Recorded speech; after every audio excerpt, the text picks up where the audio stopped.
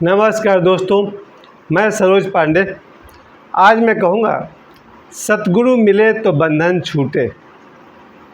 आज मंगलवार का दिन है और मैं चाहता हूँ गुरु गोरखनाथ को, आदि शंकराचार्य को, बामा खेपा जी को और बहुत सारे तांत्रिक गुरुओं को मैं याद करना चाहता हूँ। और सबसे पहले मैं आपको एक कथा सुनाता हूँ, जिस कथा में एक तोता है। वो तोता पिंजरे में बंद था और एक रानी के पास रखा हुआ था, और रानी बहुत धार्मिक प्रवृत्ति की थी। तो रानी वहाँ बैठ कर के एक पंडित से कथा सुनती थी। पंडित जी जब कथा कहते थे कि राम कहे तो बंधन छूटे, तो तोता कहता था चुप रहो रे झूठे। यानी कि पंडित जी कह रहे हैं कि राम कहे तो बंधन छूटे, और तोता कहता था कि यूँ मत कहो रे पंडित झूठे। ये असली कविता था। पंडित जी को बड़ा बुरा लगे कि क्या तोता हमको बोल रहा है कि यूँ मत कहो रे पंडित झूठे, हम क्या गलत कह रहे हैं।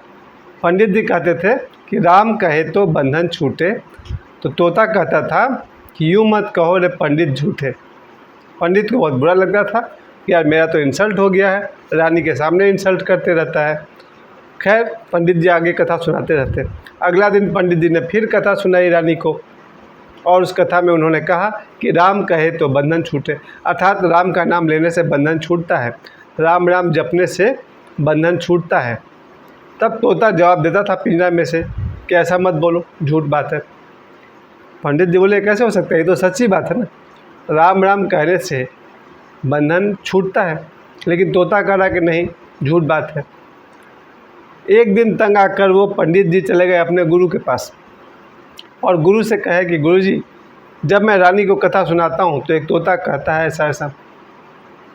गुरु जी बोले चलो हम चलते हैं, मिलते हैं तुम्हारे तोता से। और गुरु जी तोता से आकर मिले, एकांत में मिले, सिर्फ तोता था पिंजरा में और गुरु जी थे। गुरु जी ने पूछा तोता से कि क्या प्रॉब्लम है तुमको, क्यों कहते हो कि राम राम कहने से बंधन छूटे, झूठ बात है। तोता ने कहा देखिए, हम एक बहुत आज़ाद ज़िंदगी जीते थे, बचपन से हवा में उड़ते थे, आसमान में उड़ते थे, पेड़ों पर घूमते थे। एक दिन मैं एक आश्रम के पास बैठ गया। वहाँ मैंने देखा कि कुछ साधु महात्मा और उनके शिष्य तपस्या कर रहे हैं, और वो लोग राम राम का जाप कर रहे हैं। तो मुझे भी अच्छा लगा सुन करके। मैंने उन लोगों से राम राम बोलना सीख लिया, और मैं भी पेड़ के पास बैठे बैठे राम राम बोलने लगा। तभी एक साधु वहाँ आया और उसने मुझ पर जाल फेंक कर पकड़ लिया, क्योंकि साधु को लगा कि वाह, बड़ा कमाल का तोता है, ये तो राम राम बोलता है। और इस तरह से मैं फंस गया। फिर उसने मुझे गुरुजी के सामने पेश किया। गुरुजी ने वही तोता, एक सेठ आए थे, उन्होंने गुरुजी को बहुत सारा धन दान किया और कहा कि ये जो आपका तोता है राम राम बोलता है, ये हमको दे दीजिए। अब पुराने ज़माने की बात है, गुरुजी को सेठ जी लोग दान करते रहे, आज भी करते हैं। तो गुरुजी को बहुत बढ़िया अमाउंट मिलता था दान में। फिर सेठ ने कहा कि गुरुजी, हमको ये तोता अपना दे दीजिए, ये राम राम बोलता है, बड़ा अच्छा लगता है। गुरुजी ने लालच में आकर के दे दिया तोता सेठ जी को। सेठ जी अपने घर में आए और चांदी का पिंजरा बनवा करके उसमें तोता को रख दिए, और तोता राम राम बोलता था। फिर एक दिन सेठ जी को कुछ राजा से काम निकलवाना था, और सेठ जी ने वो तोता राजा को भेंट कर दिया ताकि उनका कोई टेंडर पास हो सके। राजा ने कहा कि बच्चा राम राम बोलता है, दे दो हमको। राजा ने उसके लिए सोने का पिंजरा बनवा दिया, और उसमें तोता को रखवा दिया गया। तोता राम राम बोलता था। राजा को अपने रानी से बहुत प्रेम था, होना ही चाहिए। राजा ने सोचा मेरी पत्नी बड़ा धार्मिक प्रवृत्ति की है, उसको राम कथा बहुत पसंद है, तो राजा ने वो तोता अपनी पत्नी रानी को दे दिया। रानी अपने हॉल में रखती थी उस तोता को पिंजरा में बंद करके, और पिंजरा राम राम कहता था। तो एक दिन एक पंडित जी को बुलाया गया कि भाई तुम रानी को राम कथा सुनाया करो। तब वो पंडित जी राम कथा में कहते थे कि राम कहे तो बंधन छूटे, अर्थात राम का नाम लेने से बंधन छूट जाता है। तोता ने जवाब दिया पलट करके, यूँ मत कहो रे पंडित झूठे। यह पंडित ऐसा मत बोलो, राम राम कहने से बंधन नहीं छूटता है। पंडित जी को तो बुरा लगा। ऐसे करके प्रतिदिन यही काम उसका होता रहा। जब भी पंडित जी कथा सुनाते थे और ये बात कहते थे कि राम कहे तो बंधन छूटे, तभी तोता बोलता था यूँ मत कहो रे पंडित झूठे। पंडित जी झूठ मत बोलो, राम राम कहने से बंधन नहीं टूटता। तब वो पंडित जी अपने गुरु के पास गए और गुरु को बोले कि देखिए ऐसे ऐसे वो बात है। गुरु जी आए और तोता से मिले। बोले भाई आपकी क्या तकलीफ़ है, क्यों ऐसा बोलते रहते हो। खैर तोता ने उनको बोला कि यही राम राम बोलने के कारण तो हम पिंजरे में पड़ गए हैं। अब आप ही बताइए, क्या राम राम कहने से बंधन मिलता है कि बंधन छूटता है। गुरुजी ने कहा बात तो सही है। तोता कह रहा कि मैं राम राम नहीं बोलता था तो मज़े में था, आकाश में उड़ता था। जब से राम राम बोलना सीख गया हूँ तब से मैं इस पिंजरे में पड़ा हुआ हूँ। तो राम राम कहने से बंधन मिलता है, बंधन छूटता थोड़ी है। तब तोते ने कहा गुरुजी अगर आपके पास कोई रास्ता है तो मुझे बताइए।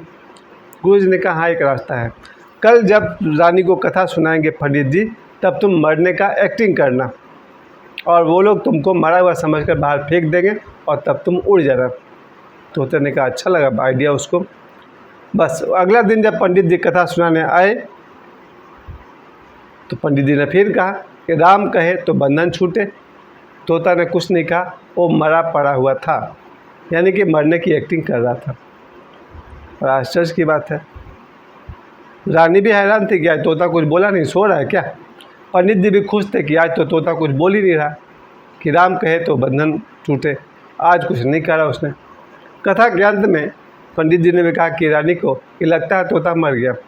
रानी बोली हाँ हाँ मर गया। उसने तोता को बाहर निकाला और फेंक दिया कि मरा हुआ समझ करके। वो तो मरने का एक्टिंग किया था। तोता आसमान में उड़ा और ऊपर जाकर उसने रानी और पंडित से कहा सद्गुरु मिले तो बंधन छूटे। यही कहानी का मैसेज है कि अगर गुरु जीवन में मिल जाए तो हमारे जीवन का बंधन छूट जाएगा।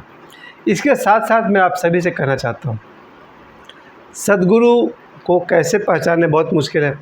शिष्य अभी उतना समझदार नहीं है। हम सब तो इतने नासमझ हैं कि अपने माता पिता भाई बहन रिश्तेदार दोस्त दुश्मन को नहीं पहचान पाते हैं। सद्गुरु को कैसे पहचानेंगे। जो आदमी अपने दोस्त को नहीं पहचान पा रहा, अपनी पत्नी को नहीं पहचान पा रहा, आज के युग में अपनी गर्लफ्रेंड को नहीं पहचान पा रहा, गर्लफ्रेंड बॉयफ्रेंड को नहीं पहचान पा रही है, समाज के लोगों को तो पहचान नहीं पा रहे, तो सद्गुरु को कैसे पहचानेंगे।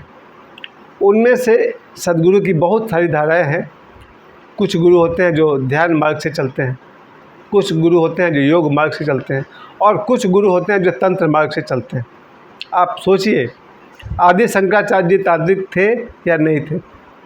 आप अगर उनके बारे में थोड़ा स्टडी करेंगे तो आपको पता चलेगा आदि शंकराचार्य जी महान तांत्रिक थे और उनके बहुत सारे तंत्र विद्या का प्रयोग तो मैंने सुना है। त्रिपुर भैरवी साधना और बहुत सारा आदि शंकराचार्य जी का बहुत साधना था। अब उस ज़माने में जो आदमी तंत्र साधना करेंगे उसमें भूत प्रेत साधना भी था आदि शंकराचार्य जी के ज़माने में। उनका एक किताब का नाम भी मुझे याद आ रहा है, शिव भैरव मंत्र, आदि शंकराचार्य जी का। अब ये शिव भैरव मंत्र जो है वो भूत प्रेत पर आजमाया जाता है। खैर जो भी था, मेरे कहने का मतलब है कि अगर आदि शंकराचार्य जैसे भी गुरु हैं, और बिल्कुल हैं, ओशो का उनका प्रवचन भी था भज गोविंदम मूढ़ मते, और भी था आदि शंकराचार्य जी के ऊपर। तो आदि शंकराचार्य जी जैसे गुरु अगर मिल जाएं, तांत्रिक गुरु, समाज आपसे क्या कहेगा कि ये भी कोई गुरु है, भूत प्रेत की बातें करते हैं। आप याद कीजिए गोरखनाथ जी को। गोरखनाथ जी का तंत्र के बारे में क्या मुकाबला है। आप सभी जानते हैं गोरखनाथ जी महान तांत्रिक थे। उनके जो शाबर मंत्र हैं उसमें भूत प्रेत का भी मंत्र है। अगर गुरु गोरखनाथ जी को आप अपना गुरु बनाएंगे, समाज आप पर फिर हंसेगा कि ये किसको तुमने गुरु बना लिया, जो आदमी तंत्र मंत्र भूत प्रेत की बात करता है। तो समाज आपको आदि शंकराचार्य जी को गुरु मानने देगा नहीं, समाज आपको गुरु गोरखनाथ जी को मानने देगा नहीं। आप बामा खेपा जी को याद कीजिए। बामा खेपा बहुत बड़े तांत्रिक थे। माँ तारा मंदिर जो है, बामा खेपा जी तांत्रिक थे, वहाँ भी वही बात है, भूत प्रेत साधना वाली बात है। तो फिर उस हिसाब से चलेंगे तो बामा खेपा को भी आप अपना गुरु नहीं मान पाएंगे। ये बात मैंने इसलिए उठाई क्योंकि इस समय 2023 में एक प्रसंग है बाबा बागेश्वर। ये नौजवान 25 साल का नौजवान है जो आज पूरी धरती पर छाए हुए हैं। कभी भी किसी भी संत के सभा में इतनी भीड़ नहीं देखी गई है। ओशो के सभा में भी उस ज़माने में 5 लाख लोग तक आते थे। बाद के जितने भी गुरु हुए हैं उन सब के भी सभाओं में, धार्मिक सभा में 5 लाख लोग तक आते थे, लेकिन बाबा बागेश्वर के धार्मिक सभा में 10 लाख 15 लाख लोग आते हैं। इन नौजवान को देखने के लिए लोगों की भीड़ लग जाती है। उन्हें देखने के लिए लोग 15 लाख लोग कहीं पीछे खड़े हैं उनकी एक झलक देखने के लिए। बाबा बागेश्वर भी एक सद्गुरु है, क्योंकि जब से वो मेरे जीवन में आए, ठीक है वो भूत प्रेत की बात करते हैं, वो तंत्र विद्या की बात करते हैं, क्या फ़र्क पड़ता है मुझे। मैंने गुरु गोरखनाथ जी को भी सम्मान दिया। आप सभी जानते होंगे गुरु गोरखनाथ जी का मरने का कहीं जिक्र नहीं है, वो उन्हें सशरीर अमर गुरु कहा जाता है।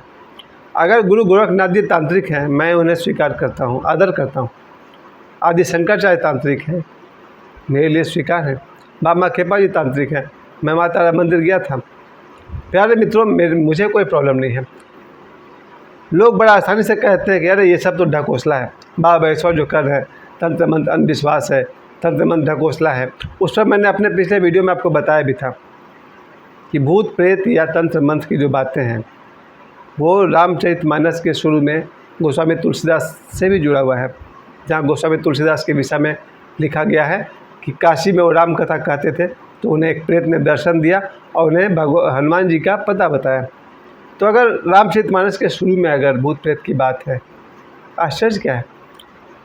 गीता के अध्याय 17 का 4 श्लोक में जहाँ भगवान कृष्ण कहते हैं कि राजसी लोग देवों की पूजा करते हैं, सात्विक लोग देवों की पूजा करते हैं, राजसी लोग राक्षस और इनकी पूजा करते हैं, और तामसी लोग भूत प्रेत की पूजा करते हैं।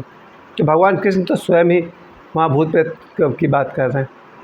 खैर, मैं वापस लौटता हूँ 2023 में। आज के युग में अगर मैं जीवित गुरु की बात करूँ, एक तो ओशो जैसे मेरे गुरु हैं जो मेरे लिए या सभी शिष्यों के लिए हमेशा मौजूद है। सभी मौजूद होते हैं, ओशो भी मौजूद है। ओशो हमेशा कहते हैं तुमसे कहा किसने कि तुम मर जाओगे। जब कोई ध्यान के गहराई से गुजरता है तो पता चलता है शरीर मर गया, मन तो बच गया और आत्मा तो बचनी है। मैं वापस लौटता हूँ कि सद्गुरु अगर ओशो जैसे गुरु हों, ओशो को आज लोगों ने स्वीकार किया है, जब तक वो 1990 तक थे उन्हें लोगों ने स्वीकार नहीं किया था। 1% लोगों ने भी स्वीकार नहीं किया था। अगर दुनिया में 700 करोड़ लोग हैं तो उसका 1% 7 करोड़ होता है। ओशो को 7 करोड़ लोगों ने एक्सेप्ट नहीं किया था।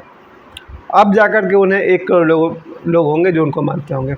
खैर, और ओशो जैसे गुरु आज जब 2023 में बाबा बागेश्वर की मैं बात करूं तो उनके जैसा गुरु में एक तो मैं इसलिए कहूँगा, मुझे एक बात बहुत पसंद है। अगर कोई शिष्य प्रॉब्लम में है या किसी भी अवस्था में है और वो गुरु वो जान सकता है कि मेरा शिष्य कब और कहाँ है और किस अवस्था में है, तो बहुत संबल मिलता है। कोई शिष्य अगर खतरे में हो, उसे लगे कि मेरे गुरु को सब पता है, उसे एक भरोसा मिलता है, एक संबल मिलता है। बाबा बागेश्वर की इतनी क्षमता तो ज़रूर है कि वो आपको बता सकते हैं कब, कहाँ और आप क्या कर रहे हैं वगैरह वगैरह। आप उनकी प्रशंसा में मैं अपनी बात कर रहा हूँ। उनमें ये सामर्थ्य है कि वो जान सकते हैं कौन शिष्य उनका कहाँ है और क्या कर रहा है। खैर, वापस मैं अगर सिखाने की बात करूँ तो बाबा बागेश्वर ने एक बात ज़रूर सिखाई है। एक बात क्यों, बहुत बात सिखाई है। सबसे पहले उन्होंने आध्यात्मिक यात्रा का जो पहला चरण है वो है आहार शुद्धि, भोजन शुद्ध होना चाहिए। बाबा बागेश्वर ने स्ट्रिक्टली कहा है कि आपके भोजन में लहसुन प्याज नहीं होना चाहिए। तो मांसाहार की तो बात ही छोड़ दीजिए, उनके शिष्य मांस मछली अंडा खा लेंगे ये तो दूर की बात है। उनके जितने भी अभी के शिष्य हैं लहसुन प्याज तक नहीं खाते हैं। खैर, तो सबसे पहले बाबा बागेश्वर ने आहार शुद्धि पर जोर दिया और उनको मानने वाले मैं भी हूँ, मेरी बेटी भी है और मेरे बहुत सारे रिश्तेदार हैं जो भी बाबा बागेश्वर को मानते हैं। सबसे पहले आहार शुद्धि यानी लहसुन प्याज तक का भोजन नहीं करते। ठीक है, पौष्टिक बात है, गुणवान बात है, अच्छी बात है। कारण जो भी रहा हो, एक कारण तो ये भी है कि प्याज खाने के बाद जब मुँह में बदबू आती है तो आदमी आपके नज़दीक नहीं आएगा। देव तत्वों की तो बात ही छोड़ दीजिए। या फिर और दूसरे पहलू भी हैं। लहसुन प्याज जब हम लोग नवरात्रि में नहीं खाते हैं तो, या किसी धार्मिक दिनों में नहीं खाते हैं, सभी जानते हैं तामसी भोजन है, वो आपके भीतर काम विकार उकसा सकता है। चलिए वापस लौटता हूँ। बाबा बागेश्वर की सबसे बड़ी देन है उन्होंने आहार शुद्धि पर ध्यान दिया। दूसरी बात, उन्होंने राम राम मंत्र जाप करवाया। अभी मैंने कथा में कहा भी था। तो राम राम मंत्र अगर श्रद्धापूर्वक कही जाए, तोता ने क्या किया था, जस्ट उसने नकल किया था, जो गुरु के आश्रम में चल रहा था उसका उसने कॉपी किया था। लेकिन अगर राम राम का जाप श्रद्धा से भर कर किया जाए उसके कुछ परिणाम होते हैं। मैं बचपन से आज तक करता आया हूँ और बहुत ही आनंदित हूँ। जिस तरह से बाबा बागेश्वर ने सबसे पहले आहार शुद्धि पर जोर दिया, राम नाम के मंत्र पर जोर दिया, और अब वो ध्यान साधना की भी बातें करते हैं, लाओत्से की बातें भी करते हैं।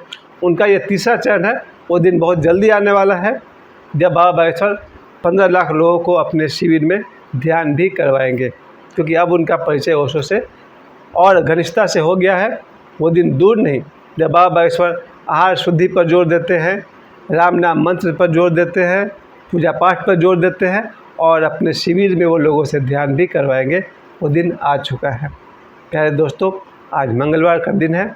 आप सभी के लिए मैंने यही मैसेज रखा कि सतगुरु मिले तो बंधन छूटे। मेरे जीवन में ओशो हैं, मेरे जीवन में बाबा बागेश्वर भी हैं।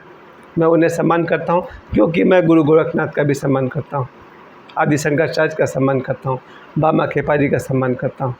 एक बार फिर से मैं आप सभी से कहूँ, सतगुरु मिले तो बंधन छूटे। धन्यवाद।